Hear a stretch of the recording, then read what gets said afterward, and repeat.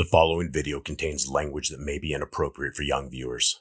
Viewer discretion is strongly advised. Welcome to Behind the Bars, where we bring the unseen and the unheard stories from the depths of the prison system to the forefront.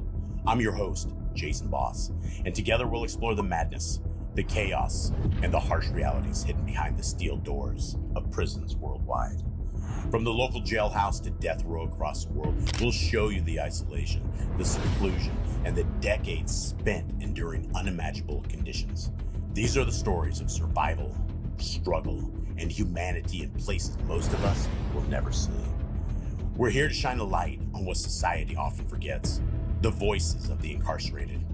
Each story is real, each voice is authentic, and every moment reveals the raw, unfiltered truth of life behind the bars. Join me for a journey like no other, a journey into the darkness, the truth, and the resilience of the human spirit. This is Behind the Bars, real life, real stories. Ladies and gentlemen, friends and family, thank you so much for being a part of this podcast right here. You are on the phone with Terrell Perry, and he is a brother that has been doing a tremendous amount of time for the Texas Department of Criminal Justice. Guys, this is podcast number, I believe, 6 that we have on this. If you have not checked out the rest of these podcasts, guys, check them out. Start at number 1. You're going to want to hear this story. You're going to want to catch all of this. So we're right in the middle of this right now. And my brother, Terrell, how are you doing today? I'm great, man. Just another day, man. Trying to, get a message to the people, man. Show some love, man. That's lacking, so I gotta be the one to give it. Absolutely. Well, I really appreciate your time on this, brother, and I appreciate you talking to me. Now, for those who have not heard, the very last podcast that we ended up with, we essentially got into the entire story of, what it sounded like to me. I guess for us on the outside, we call it rickrolling. When something goes one way and then somebody just janks you back, and Terrell is doing a murder charge for a fist fight. And if that doesn't make sense, you got to check out that last podcast, because he was in the middle of having a fight with his coke dealer when somebody with a 25, I believe, shot this guy in the back. Yeah. Now, Terrell, both of these guys either turned state witness or somehow he got pointed as the shooter, which it definitely sounds like he was not the shooter. So, my brother, can you take me a little bit about that? You got arrested. Let's see. After the fight. So how long were you after the fight with this guy? How long were you out before you got arrested? I was out about, I want to say about a month, man. I'm saying right around a month. Not approximately, but right around a month, a little over, a little under. And I initially I had a parole violation because I was on parole in Arkansas. So I had a parole violation for some misdemeanor checks, hot check stuff, man. My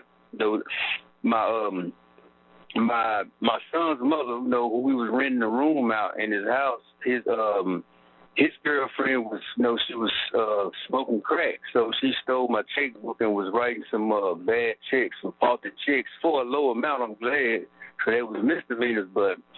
So I ended up getting locked up for that. I got pulled over on a traffic violation, and I had a parole hold. And then while I was locked up for that, I started getting questioned about this murder charge. So, and before I got out, because I got the case dismissed for the checks because they knew it wasn't my handwriting, and I reported them stolen. So, so I was out about a month. I got locked up for that. Then they questioned me about the murders, and then eventually they indicted me while I was locked up. Finna get my parole hold off of me because I didn't do anything, so he was going to allow me to bond out and, continue to do my parole. Okay, and this, when you were out a month, and then you got pulled over the hot checks, and then how long were you in jail before they started, the officers or the and detectives started hitting you up on this, and what were your thoughts when this went down? What did they come at you with? What kind of information? What were they saying? When they came at me with the information, they was talking about the lady that was in the hotel room with Doe and White basically told his mother that she went and took her up there, and my name became a person of interest. And I was like, interest in what? And it was like for the murder of Timothy Moore. I was like, well, I was like, still. I got anxious and stressed, so I was like, hey, I don't know what you're talking about. That's like the common answer for people who either scared, trying to distance themselves away from something, or just trying to get away with it. So, and it was like, man, I don't know what y'all talking about. So, but it was like, that's not what, Doe and White is saying. So I was like, well, I don't care what he's saying. I don't know what you're talking about. So then the second time they came up there to the county, they indicted me. And this is how they indicted me. They came up there, they had a piece of paper turned upside down. They had another piece of paper. They was like, look, the last time we didn't do the procedure quite right. I'm like, what you talking about? They said, well, anytime we talk to somebody, we have to inform them that they have the right to, like not see nothing. They don't have to answer our questions and stuff like that. And I was like, well, all right, they said, well, we just need you to sign this paper to say that we telling you that you don't have to say anything if you don't want to. I was like, all right. Because I was like, once I sign this paper, I'm just not going to say nothing. So I signed the paper, and they leaned back, started laughing and stuff. I'm like, what they doing? So the other officer that was with him, detective, he turned over the paper and slid it to me. And he said, you just signed this indictment. I was like, what? He said, yeah, you just signed this indictment. I said, indictment for what? They said for the capital murder charge of Timothy Moore. And I just got up and started banging on the door. I took the paper, slid it off the desk, and I was like, man, let me out of here, man. Y'all playing games. Because basically they had to trick me to sign the indictment because I would have never signed that over, But, yeah, so I got extradited. I stayed over there for about another month or so to, like, January. So I left and went to the bi-state in Texas County on the Texas. I went from Arkansas side to the Texas City Jail. And that's where they started the trial. They started the lawyers, the trial came to see me and, and all that stuff, man. And, yeah, so I stayed in there in the midst of all this, I stayed in there by state for like 2 years before I actually went to trial. Wow, so you're in county jail for 2 years, huh? So did anything with this whole paperwork trick, did this ever come out in trial or anything any of that incident come out? Well, just with all the other events I was telling you, the people that I named for, like my lawyer and my son's mother, this is why I was saying they became important later on during my trial is because I told my lawyer about it. And he was basically saying there's nothing you can do. My lawyer's name is Butch. His name was Butch Dunbar. He was initially my second lawyer. My first lawyer got off the case because he was old. He said he was going to retire. So I got another lawyer. And my second lawyer was Butch Dunbar. And I told him about all the stuff. And he was like, man, there's really nothing we can do about that. It's that word against yours. So I was like, all right. So then I started telling them about the letters because he read me the people that's going to eventually come to court and testify against me. And one of the names were my son's mother, like my girlfriend at the time. And I said, she finna do what? He said, she finna testify for the state.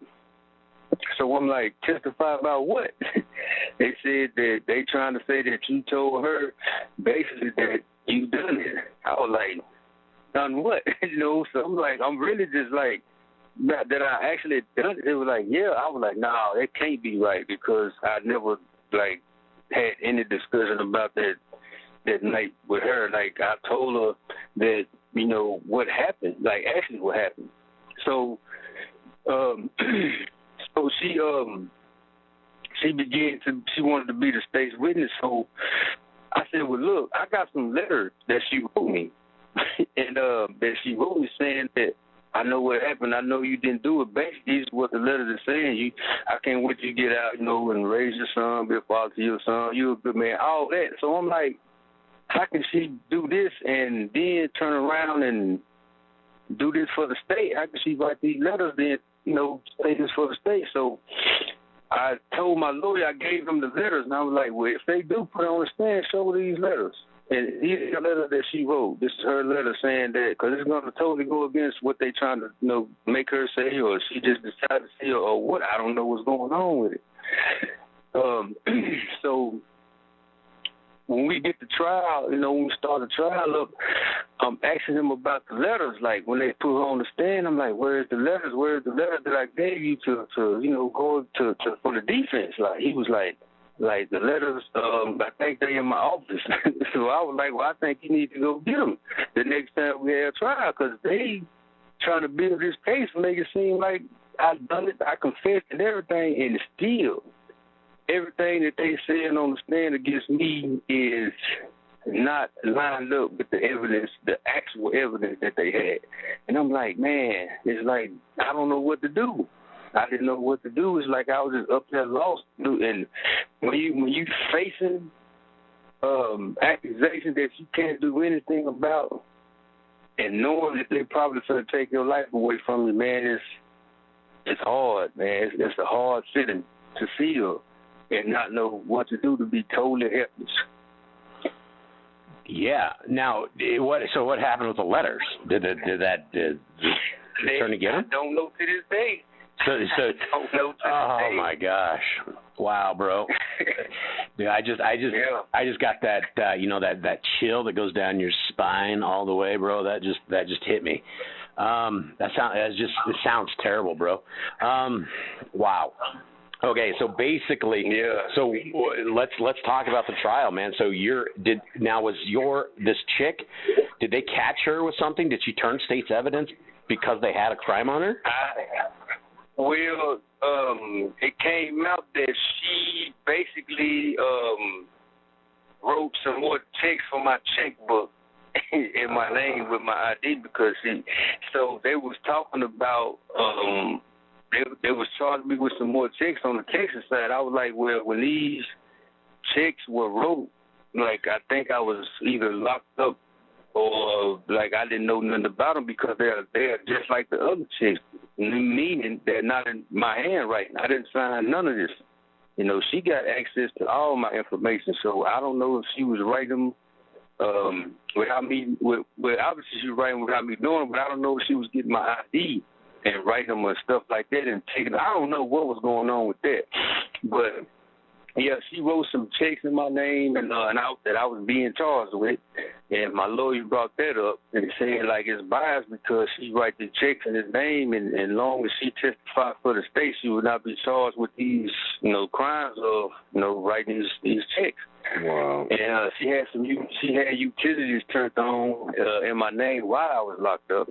Like a phone and electric bill, the light bill, water bill was turned on actually in my name, so using my ID while I was locked up for this.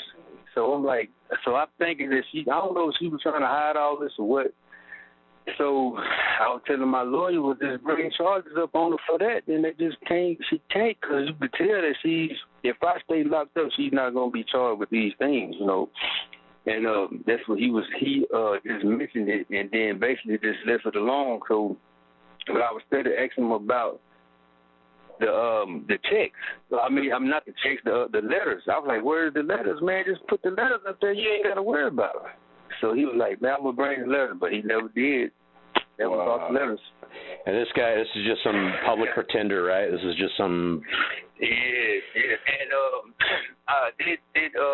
did my wife send you the link about what he's going through right now? I don't think so. No. She was supposed to, because he's on a lot of scrutiny right now. They trying to bring federal charges up against him, saying that he broke some federal charges, like withholding evidence and erasing important information about people in trials and stuff, man. And you're talking right now. You're talking about Butch Dunbar?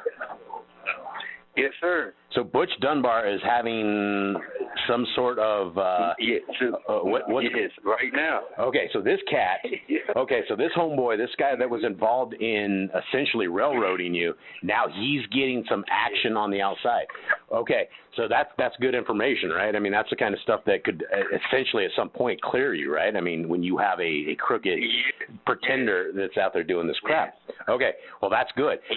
Okay, so this chick, your ex-chick, gets on the stand. Were you were obviously there, right? You saw her all start talking, sir. and what did she say? I mean, was she looking at you?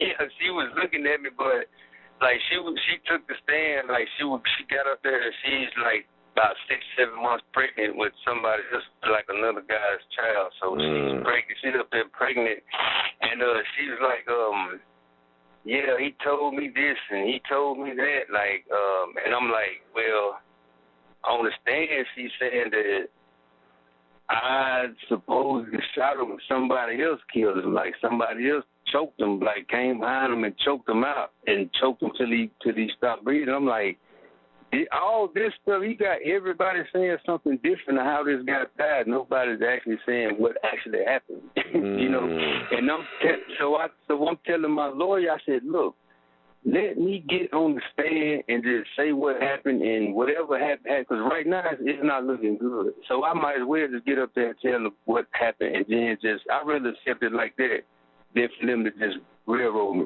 Yeah. And he was like, no, I don't think you should get on the stand. I'm not going to let you get on the stand. I said, I want you to get on the stand because everybody's telling all these different versions. I'm just going to tell what happened, the facts. And he was like, no, I can't let you get on the stand. And he was talking about the charge of when I went to the penitentiary in Arkansas for. But I was like, once they hear that, like he just some chains got snatched. It's not like no guns involved or nothing. It just was, you know. He was like, but still, they're gonna try to paint the picture. I'm like, I don't think it's no worse than the picture they painting right now. He might as well let me get up there. But he would not let me get on the stand. He never even wanted me to get on the stand, man. So it's like a bunch of bad advice. Like he did just enough to lose, you know. Wow. Yeah, so it was just bad, man. Butch Dunbar. All right, everybody needs to realize this name. We need to look into this cat. Okay, so she gets up there, tells a whole bunch of lies. Your own attorney wouldn't even let you get on the stand, which is absolutely your choice. It has nothing to do with the attorney, but it's they should let a person, even if the attorneys don't want the witnesses on the stand, obviously, or their clients, because the prosecutors are going to dive into them. But at this point, when you're just being railroaded, and I'm just going to put this out there, man. It doesn't seem it seems like you got screwed from the very beginning, from the entire fist fight with the drug dealer to all of everywhere that you ended up, even through this trial. It just seems like the hands of the devils were doing everything possible to get you locked up, and it doesn't sound like they got the right man. It sounds like they got the wrong dude. So how long was your trial? About 3 days. 3 days. 3 days, man. Yeah, about 3 days, man. And who else turned state's witness against you? Owen White was the only one who actually turned state. Like actually got on the stand. And a little bit about Owen White. He had a psychological evaluation that because he told the people that he hallucinates and he sees little green men with horns and frog men that tell him what to say and tell him what to do all the time. This is the guy that they use to testify against him. Yeah, for real. Wow. And then in the evaluation, the guy that evaluated him, he said, Dolan would not let me finish evaluating him, so I think he should be further evaluated by somebody else. And he said, to see if he's competent to stand trial, like I can't make that judgment because I can't say that he is or he isn't. And he never finished evaluating. But this is the guy that they had testifying against him. This is the guy that made the 3 different statements. And so just let's recap this real quick. There's no evidence that links you to the murder. There's only at least 2 bad witnesses that seem to have some sort of motivation. One guy's crazy. And then you had a crappy attorney. And so you have Butch Dunbar, who has led you like cattle to the freaking slaughterhouse. So is this Dolan White? Is he still alive? Yes, sir. And is he a free man? Still out there getting in trouble. Wow. He was, like, because he got 10 years. After the trial, he signed for 10 years. They dropped the charges or something. He got 10 years. And Gene Paxton got 15 years for something. They dropped it to something that they can take a little time for. And I've been locked up over 21 years, so I done basically, they've been free for a while, and I'm still here. Wow. Okay, and have you gone through appeals? Have you been through anything yet like this? Yes, I tried the appeal process, and there is DNA in my case because the guy they got some DNA from under his fingernails from the fight, right?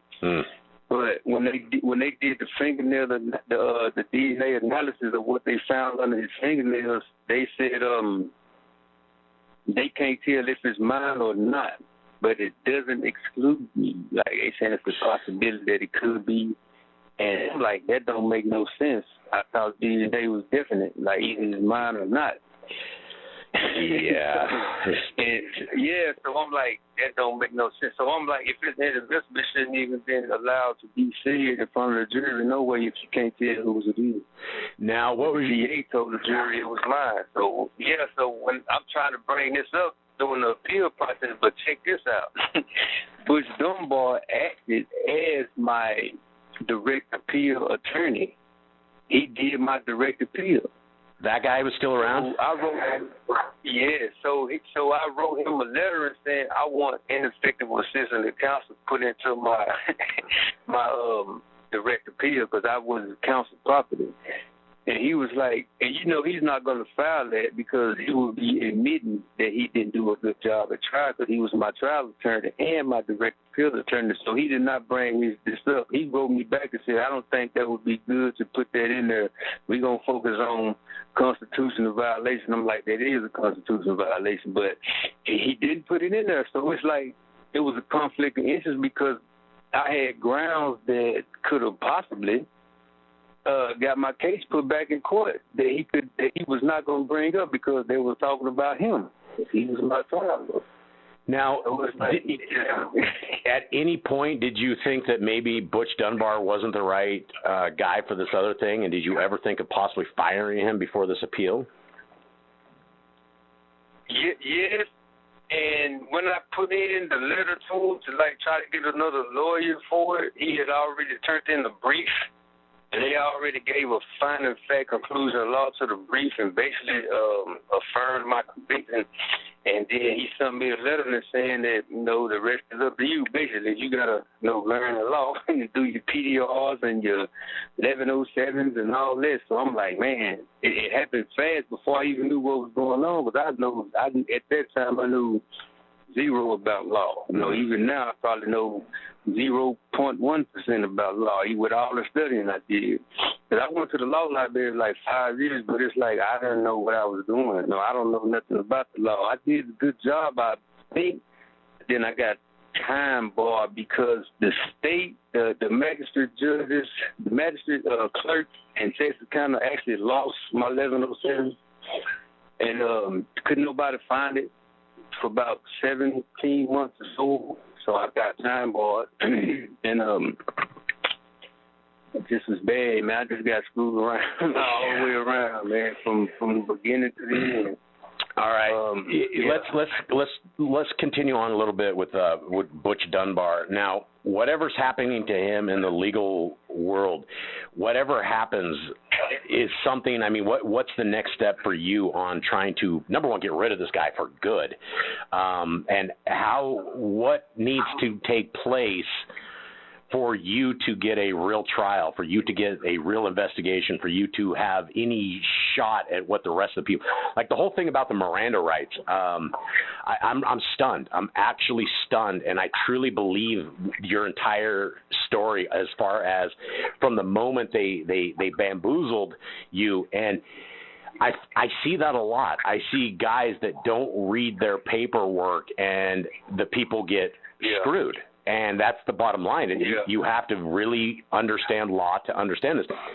What let's say, for instance, Butch Dunbar is prosecuted or kicked off, or there's some dirt that is found on him. Where do we go from here to get you some hope? Is it you have to get a bunch of money and give it to an attorney and have him fight you, or fight for you, or what's the next step? Well, that's just the part, because we are at extremely lack of information in here. We don't have access to anything, so I have to rely on people like my wife, which is, man, she's just been a great help in my life, man. And I have to rely on her to like do checks and try to look up information, but she really don't know where to begin. So we will have to find a starting point. So in the case that he is charged or disbarred or something like that, all the cases that he presided over, they would. I would hope that they would have to go take a look at him, because my case is like because I have a serious charge, basically, by law, and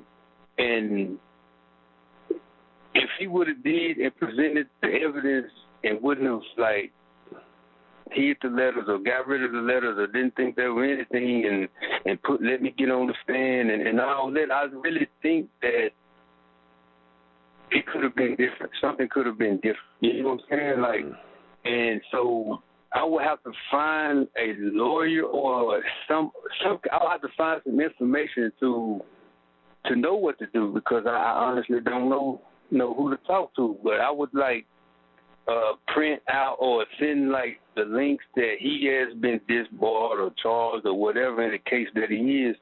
I would send them to people and ask like, what am I to do, because this guy represented me in a murder charge, in a murder trial. Mm-hmm. And I think he did the same thing in my cases, because I have the letters that I wrote him. I think I sent them to my wife. I have the letters that I wrote asking about the letters. Man, I will have to find out, man. Like, I think it's some people that probably know who to talk to. I'll look about that thing. I'm looking up Butch Dunbar. I think everybody out there that's listening to these podcasts, I don't think we should be doing people like this. I really don't think that this kind of system should be allowed. And we're running up almost out of time here, my brother. And all right. As you know, you're like one of the most positive dudes I've talked to who have literally. Hey, I gotta say about it. Yeah, well, that's the thing is you got ripped off. You got ripped off in life and in society, but yet you still have a positive attitude. And what you're doing, 1 minute left. What you're doing to take care of other brothers inside of the prisons, taking care of them like you do, I think you're a one of a kind, bro. And I really appreciate you, and I really appreciate what you do, and I appreciate your story, brother. So we're about to get cut off. Thank you very much for being on this podcast. Thank you very much for sharing your life story, and I will talk to you again very, very soon. Yes, sir, you will, man, and praise to the Father, man. I got to give hope where there is no hope. Absolutely. Yes, I got to, man. I got to give people a chance to fight like I have. Yep, never give up.